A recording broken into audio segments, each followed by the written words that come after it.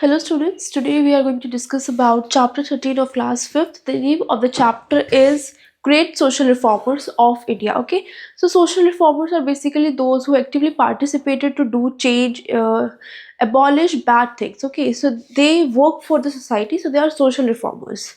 Okay, so in this particular chapter we are going to study about some social reformers who have sacrificed a lot for the change of society. Okay, so let's start the chapter. So there were many great people in the country who worked to improve society. They helped to remove bad customs, bad life better to everyone. Let's learn some of these greater social reformers. Okay, so here are some social reformers, and for Indian Renaissance, what are their main features? Renaissance around nationalism. It highlights the need for ancient Indian ideals and love for motherland. People began to oppose superstitions and superfluous rituals. The nation became considered as a part of world community. Okay, so these were the objectives behind social reformers. Okay, so the Western education infused in people the ideas of liberty, equality, and fraternity. Okay, fraternity basically means equal approach, equal equality among women and women. Okay, between men and women. So what they're trying to say is they're trying to say that equality, the idea of equality, liberty, and fraternity of Indian peoples were influenced by England. Okay, this ideology were came to England. Many educated young people visited England, and because of that, they were influenced by these terms of equality, of fraternity. Okay, and this is how they implemented these things in India also. When they got working knowledge for democratic institutions. Clear?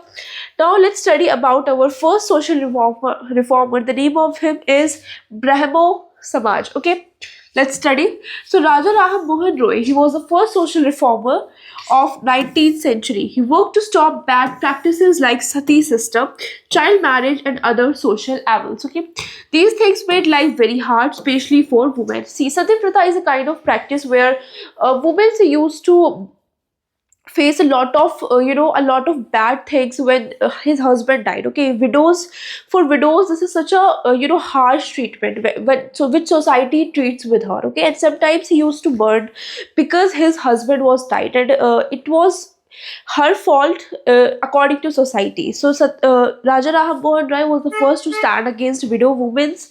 Okay, he also worked on another things like child marriage and evils, but he was mainly but his greatest achievement was the abolition of sati system in 1929. Okay, he founded Brahmo Samaj in 1830 to remove these social evils and worked for the general welfare of all the sections of the society.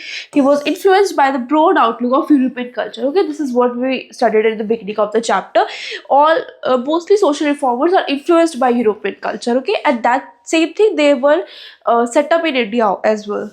The members of Brahmo Samaj also opposed idol worship and preached the beliefs in God. Okay, so he was also against idol worship. Okay, basically मूर्तियों की जो पूजा होती है, so he was against of that.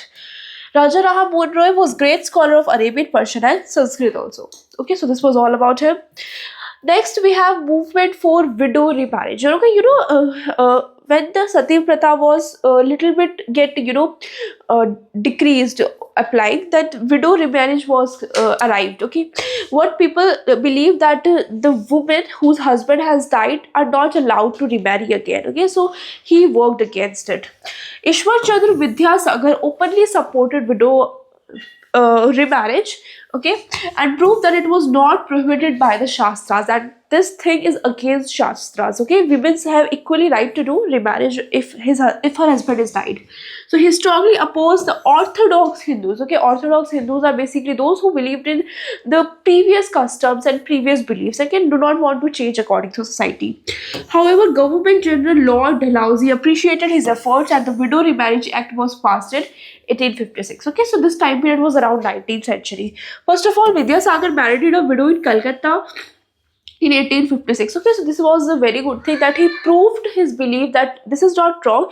He even implemented this in his real life. He also proved that remarriage is definitely correct. He also married with a widow. Clear?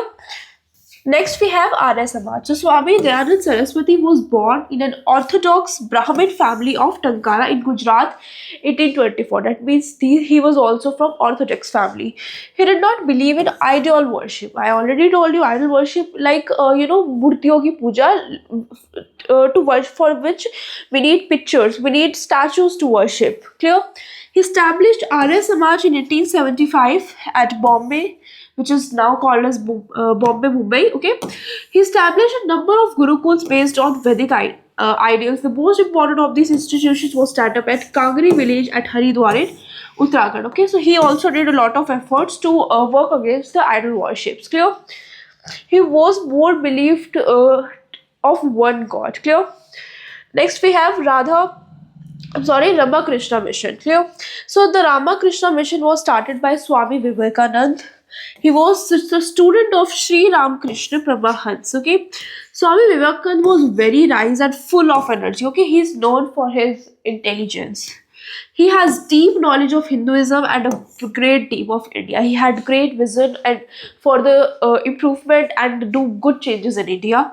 In 1893, he gave a famous speech at the World Parliament of Religions at Chicago, US. And this is the first time when anyone from India stood against, talked about religion and all in worldwide with another person, with worldwide with everyone. Okay, so this was first time when any Indian person was talking about religious things. Okay, so he encouraged Indians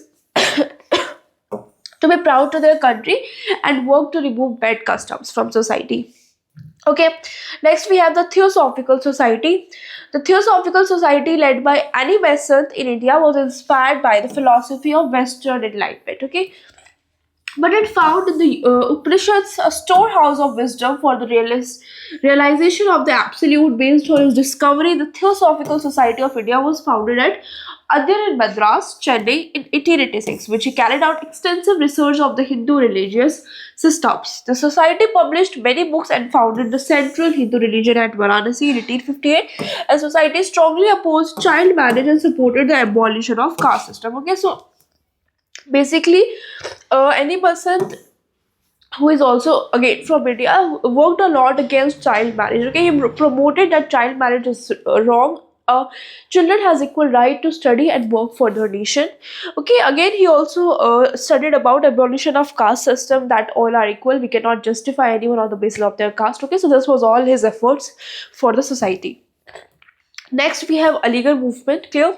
So the movement society against European culture and education. Okay, so their religion leaders were against the education of women. Okay, due to lack of education, Muslim society was very backward. He opposes the polygamy system. See, there is a word which is polygamy. Okay, there is a word which is polygamy. Okay, this means that when a husband has multiple wives. Okay, there is another word which is polyandry.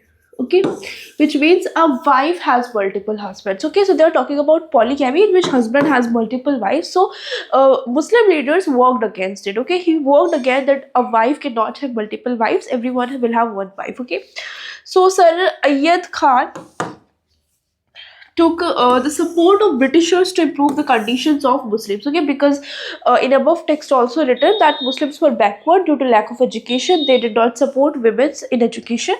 Okay, he set up schools for spreading education for English so that they are able to get knowledge and understand the basic freedom rights of everyone. He also gave emphasis to the education of science. In 1975, he set up Muhammad Anglo-Oriented College at Aligarh, which later became famous as the Aligarh Muslim University. Okay, so he also established a university which is now very popularly famous with Aligarh Muslim University. Okay, with the efforts of Sir Syed Ahmad Khan, Muslim women could also get higher education and it brought a new awakening in the Muslim society. That means with his efforts, women education are also being promoted in Muslims. Okay, So some other notable Muslim reformers were Sir Syed Ahmad, Shariatullah, and Nawab Abdul Latif. Okay, so these are some reformers.